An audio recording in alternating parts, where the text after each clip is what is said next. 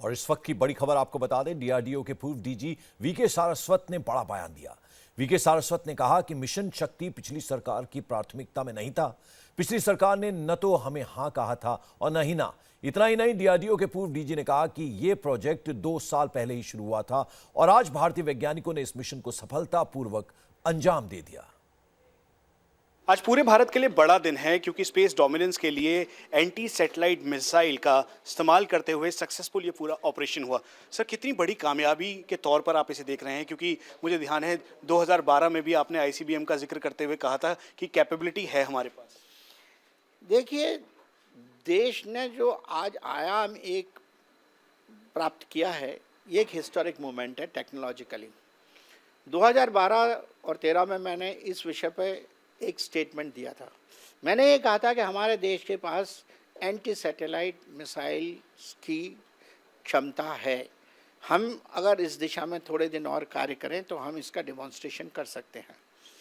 ये मैंने एक थ्योरेटिकल सिमुलेशन हम लोग करते हैं उसके बेसिस पर किया था, और ये भी कहा था कि हमारे पास टेक्नोलॉजी के बिल्डिंग ब्लॉक्स हैं जो अग्नि प्रोग्राम से हमें मिले हैं और बैलिस्टिक मिसाइल डिफेंस प्रोग्राम से हमें मिले हैं।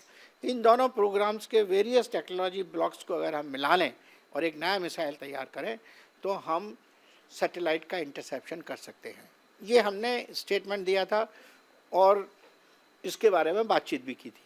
अनफॉर्चुनेटली उस समय की गवर्नमेंट ने इस विषय में खाली ध्यान नहीं दिया।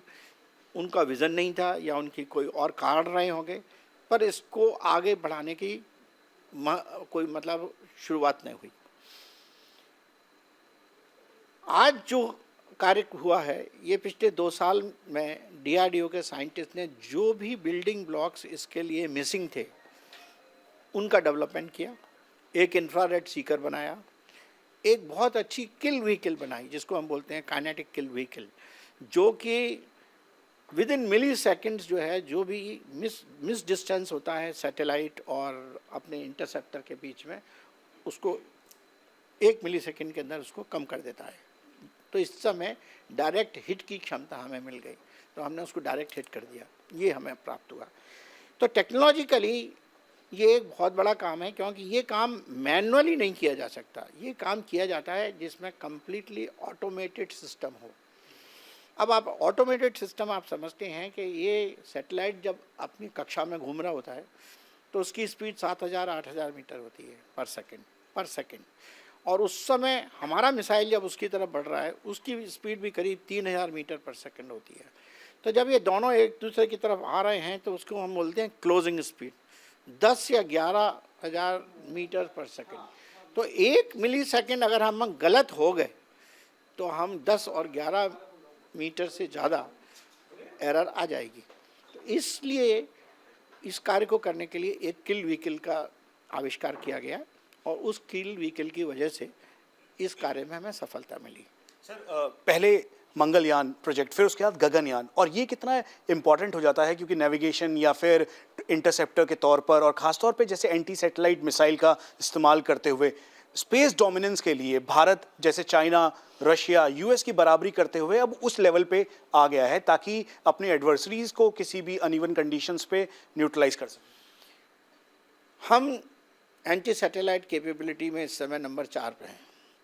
अमेरिका, रशिया, चाइना ने 2007 में किया था, अमेरिका ने भी उसी समय कुछ 2008 में या 2009 में किया था, और हमने आज कर लिया। रशिया भी पहले कर चुका है।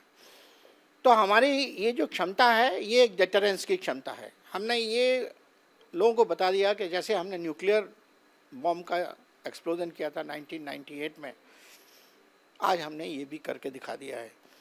तो इसको बोलते हैं डिटरेंस कैपेबिलिटी। जैसा कि हमारे ऑनरेबल प्राइम मिनिस्टर ने कहा कि ये किसी देश विशेष के लिए नहीं है, ये किसी देश के अगेंस्ट में नहीं है, ये केवल एक ऐसी क्षमता है जिसका कि इस्तेमाल कोई भी नेशन तब करता है जब वो बैक टू द वॉल होता है। अब आप ये बात जानते हैं कि इस समय स्पेस में कितने सारे ऑब्जेक्ट्स हैं, हमारे खुद के सैटेलाइट्स हैं जो हमें कम्युनिकेशन में सहायता कर रहे हैं, नेविगेशन में सहायता कर रहे हैं, सर्विलेंस में सहायता कर रहे हैं, इमेजेस दे रहे हैं हमें दूसरे देशों की और हमें अपनी देशों की, पीसफुल पर्पस के लिए हमारे देश में कितने खनिज हैं ज़मीन में उसका बता रहे हैं, कहाँ ऑयल है, कहाँ बाढ़ आने वाली है, ये सब बता रहे हैं। अगर हमारे किसी विदेशी देश ने या ऐसे देश ने जिसका कि मतलब सिर फिर गया, आपने कहा अनइवन इरेशनल अप्रोच, अगर मान लो इरेशनल अप्रोच में हमारे किसी एक सैटेलाइट को हानि पहुंचा दी, तो क्या हम चुप रहेंगे? उसके लिए हमारे पास क्षमता होनी चाहिए। जब आपके पास क्षमता हो जाती है तो वो देश 10 बार सोचेगा इस तरह का कदम उठाने से पहले। तो ये हमारी एक स्ट्रेंथ हो गई, और इसीलिए मोदी जी ने ये कहा कि ये स्ट्रेंथ हमारे पास होने से ये एक बहुत बड़ा हिस्टोरिक डे है कि हमारे पास इस समय क्षमता है न्यूक्लियर बॉम्ब की, हमारे पास क्षमता है कि न्यूक्लियर पावर्ड सबमरीन से हम एक न्यूक्लियर मिसाइल लॉन्च कर सकते हैं, हमारे पास अग्नि 5 की क्षमता है कि हम, तो एक ही डिफरेंस हमें बचा था जो था कि हमें स्पेस में अगर कभी कोई वार हो किसी, तो उसके लिए हमारे पास क्या आंसर है, वो आंसर आज हमने देश को दे दिया है। सर, स्पेस डोमिनेंस के साथ साथ हमने इस बात का भी ख्याल रखा कि स्पेस में डेब्रीज जो हैं वो फ्लोट ना करें। तो ये किस तरीके का मैसेज जा रहा है? क्योंकि मुझे ध्यान है जब 2007 में चाइना का हुआ था तो उस दौरान सबसे बड़ी बात यही थी, क्योंकि चाइना ने करीबन 500 नॉटिकल माइल्स पे जाकर इस ऑपरेशन को लॉन्च। देखिए, ऐसा मैं आपको बताता हूँ, आज हर दिन अगर देखा जाए तो कहीं ना कहीं 1 या 2 सैटेलाइट लॉन्च हो रहे हैं, और जब एक सैटेलाइट लॉन्च होता है तो उसके साथ स्पेस में डेब्रिस आता है, और हर सैटेलाइट का एक लाइफ होता है। कोई सैटेलाइट 2 साल चलता है, कोई 3 साल चलता है, कोई 10 साल भी चलता है।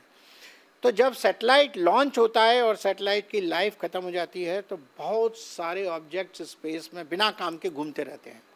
जैसे आप अभी अपना भी कोई सैटेलाइट हम लॉन्च करते हैं तो सैटेलाइट एक नोज कोन के अंदर होता है, उसके पहले 2 कमल के फूल की तरह उसके 2 पंखलियाँ खुलती हैं, वो पंखलियाँ स्पेस में गिरती हैं, वो ऐसे घूमती रहती हैं, उनका कोई यूज़ नहीं है। वो मिलियंस ऑफ सच ऑब्जेक्ट्स अभी इस समय स्पेस में हैं। तो हमारे डेमोन्स्ट्रेशन ने अगर आज 4 या 5 या 6 या 10 डेब्री ऐड किए हैं तो वो कोई बड़ी बात नहीं है।